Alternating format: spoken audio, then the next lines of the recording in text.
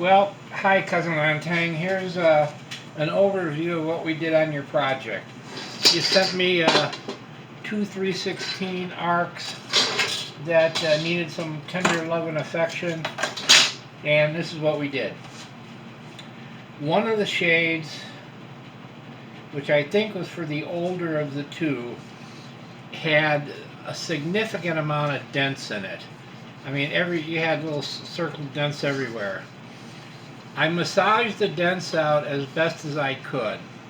Normally when I take dents out of a shade, I'll go over it again with paper and buff it down so it's got a nice mirror finish.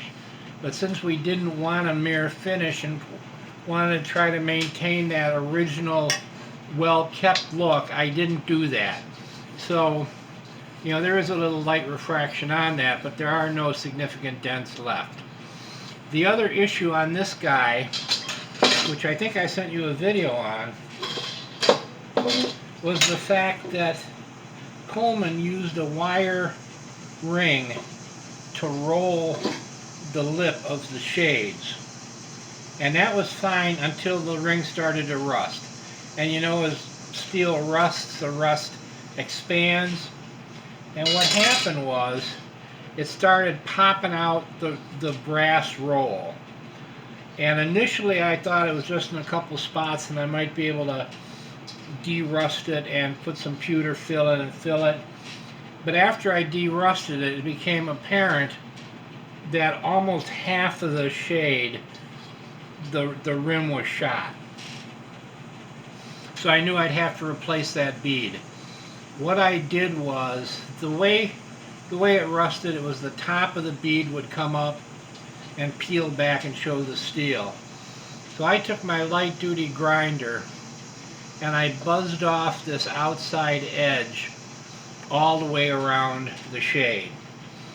Then once again I soaked it in rust remover for 2 days to loosen this up so I could pop it out without deforming the brass that was left. What was left was kind of just like a little cup-shaped ledge. I took some heavy gauge copper wire, the same thickness as this, made a hoop to size, brazed it shut so you wouldn't have this thing in it anymore, placed it on there. I have a special clamp I use for doing lips like that. I clamped it down and then proceeded to solder it in place. Soldering it in place sounds like an easy operation, but if you're going to plate it, there's a lot of detail work. You got to make sure you don't have a significant amount of solder showing, and you want to try to fill that gap as good as you can. So after I soldered it, I went over it, cleared off all the excess, gave it a layer of pewter, which is more nickel friendly than regular solder, and then plated it. And it came out, I think this is the look you're looking for.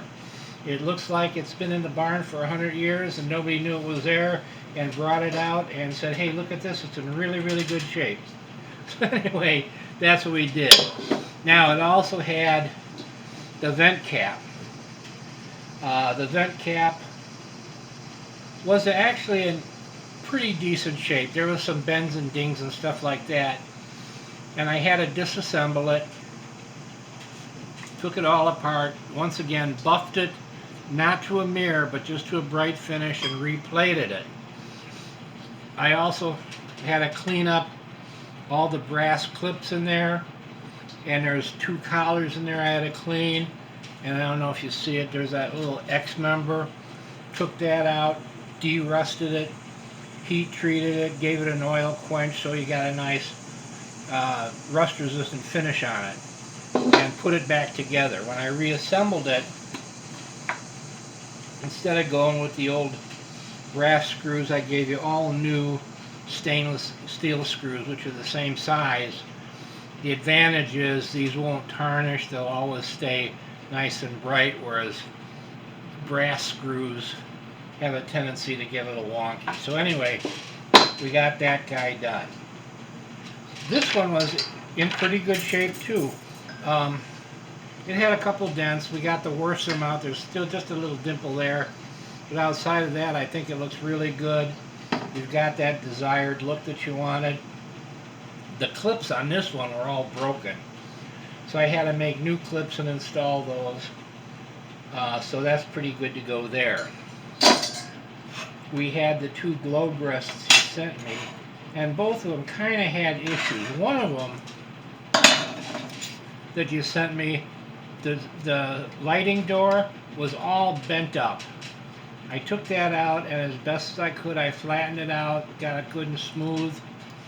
And this rim also was significantly bent in. I think what happened, sometime in that lantern's life, somebody dropped it on the edge and crunched it.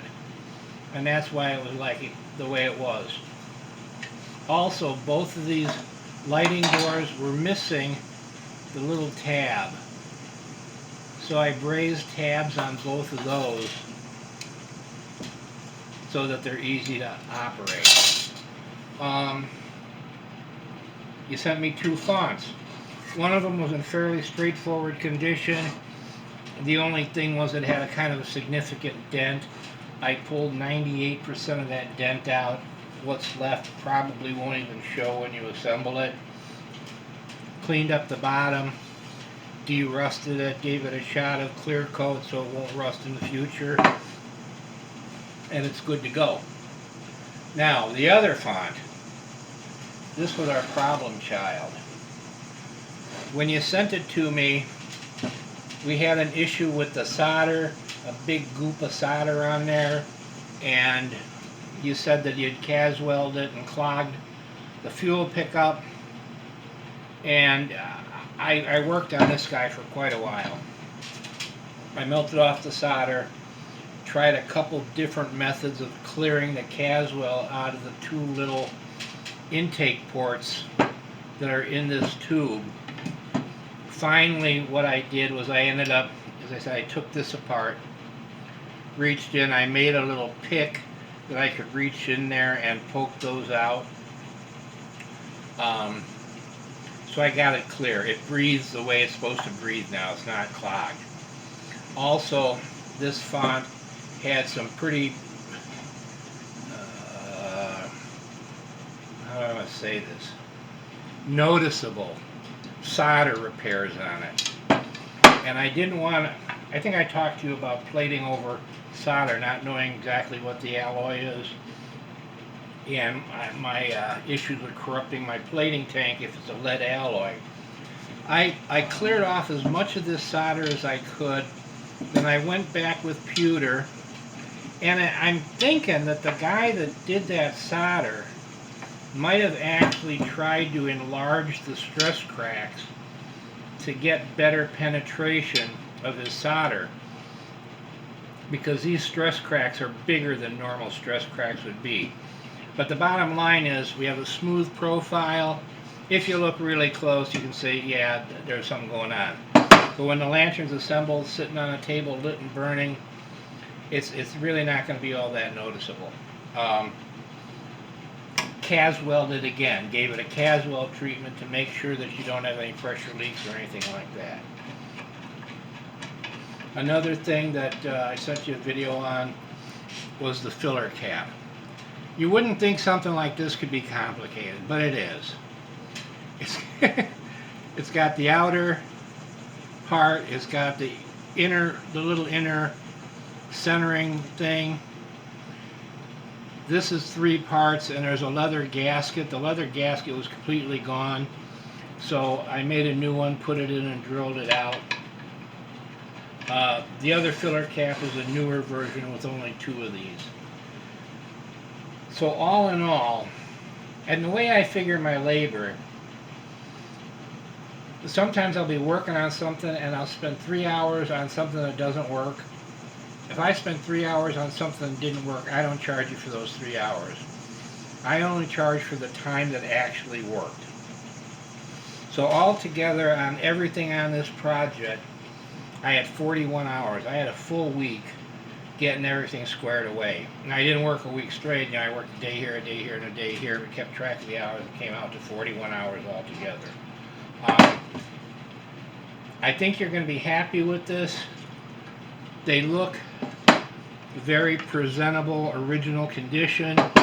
Oh, and the top loop. Polished that guy up and nickel plated him too. So there we go. I'm going to also send out, I just tied this together so the parts wouldn't be bouncing around. I know you got to take it apart, put the clips in to mount it. But I'm going to send along extra stainless steel screws, couple different sizes, lengths. It's all the same thread, it's 6/32, so whatever size you need to make it work, you'll have. Thank you, I appreciate you letting me work on this project. It was kind of challenging, you know, trying to make it look like it's an excellent 100-year-old shape and not brand new shape. So I think we met the goal. I'll invoice you on this, and then I'll get these guys wrapped. It's a pretty significant order, so I'm going to just ship these back to you with no charge. I appreciate your letting me work on them. So anyway, that's it. Have a good evening and a good week. Thanks for stopping by Camp Dog Workshop. Bye.